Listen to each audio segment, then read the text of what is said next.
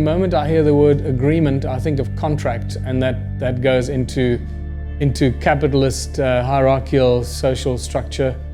So we got to be careful not to confuse the word agreement with contract. Okay, so when we talk about agreement, it's an agreement between the people of the town that is then reflected by the Council of Elders, and they make the decision on behalf of the people to fast track certain activity or improve this or focus on the areas of need for the entire community. So that if we need to do something more urgently in something else, then they'll call the master teachers or the scientists or the engineers together and say, right, we need to do this because it's starting to affect our community in this area. So please, let's put the plans together over the next 24 hours because that's how quickly it works, and let's do this. It's not going to be sitting together for 12 months and putting together a strategy, then trying to find the funding, and then putting it together with the correct interested parties and the World Bank and all that kind of crap, right? Remember, the whole Ubuntu contributions philosophy is that the communities govern themselves. There's no more control from some sort of a central hierarchical authority. So the communities govern themselves. The Council of Elders is the spokes body for the community, for the people, and it makes decisions on a daily, hour by hour, minute by minute basis. That is the most critical decisions to benefit the community, not benefit individuals. And that agreement is really an understanding with the community. They are appointed to that position on the Council of Elders because they're respected and trusted to make the best decisions that will benefit the community, not to benefit either themselves or other individuals. So that's really the agreement. It's the agreement between the people when they appoint the Council of Elders to look to them for guidance to a continued evolution of prosperity in that community.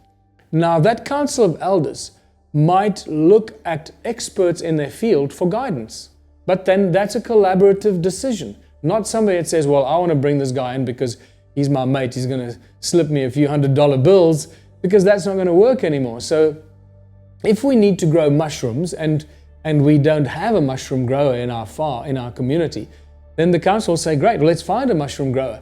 And somebody will be put in charge of that one thing, and then go and find master mushroom growers anywhere in the world and bring them into our community. In the beginning, when we're in the transition phase, we're going to have to pay them. So we'll find money from our kitty. Remember, we're going to be making loads of money from the community projects in the beginning stages because we're selling all the produce and the services and the goods we make. So we'll be making loads of money for our community to get reinvested into the community projects. So we can find the master mushroom grower, the best mushroom grower in the world, to come join our community and then transfer his skills to the rest of the people. And the same applies for the scientists, the engineers, the artists, and so forth. It's difficult to predict how this will unfold. So these agreements, I suggest, are best, and the guidelines, maybe they're more guidelines than agreements, guidelines for what the community wants to achieve, and make sure that the Council of Elders makes sure that those guidelines are adhered to and our objectives are achieved based on what we do from day to day. And I guess you can call them agreements, agreements that form the guidelines that allow us to reach this community of abundance. None of this is rigid. All of this is completely flexible. Like I said, it's a self-correcting system. It keeps adjusting every day. If the people are unhappy with some decisions that are being made, then they go to the Council of Elders and they tell them, listen, we're not happy with the decisions you made on what we're doing over there because it's affecting the bees. And then suddenly the council will go, oh my goodness, you're right. We didn't realize that this was going to affect the bees. So then they'll have another meeting and call in the bee masters and say, right, what are we going to handle? How are we going to handle this situation? And they fix that problem right there and then. The Council of Elders consists of human beings. that are integral part of the community. So whatever decisions they make will affect them as well. So they're not like this, isolated, insulated group of people that are not going to be affected. They're making decisions for themselves. So if they're going to, agree or suggest that the community does X, Y, and Z, and then the people go do that, and then it creates a pollution problem in their town, it affects them as well. So whatever they do, they're instinctively and naturally in tune with the fact that it's got to be good for everyone, which means themselves as well. And again, if we make a decision today and we were ignorant about it or naive or not well enough informed, whatever that may be, tomorrow we can fix it. That's the beauty of this. Because everyone will go, whoa, that didn't work. Geez, this is a problem for us, And then go and fix it the next day. You're not going to have to wait 10 years for it to fix it. You deal with the issues on a daily basis. In times of abundance, as we understand it today, is connected to money, unfortunately. Everything in our lives, in our society today, is always connected to money. So if we talk about in times of abundance, people become complacent, we're actually referring to a capitalist model and a money-driven society. When people in affluent areas where there's lots of money going around, they become complacent, absolutely. But that's no longer applicable here, because there's no more money to create complacency. And people are no longer in jobs or careers. They're now fulfilling their passion. They have a labor of love that they're doing every day, not going to a stinking job that they hate, but they have to do it because it earns them a salary with which they pay their mortgage, buy the bread, and pay the electricity. That changes completely. So times of abundance and communities of abundance that are free of the control of money continue to grow exponentially from a creative perspective. Because once you're tired and bored with painting, you can go onto electronics or rocket science or riding horses or whatever your new passion requires. Or if you're tired living in this town, in this community, you say, thank you very much, I'm moving to this town and that community over there by the beach.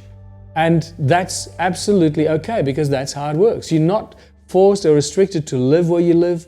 You can move at any stage. You can decide you're going to move to another community every month. As long as you arrive there and you contribute your skills to that community, for which you will be provided all the space, or in the existing skills form that you already have.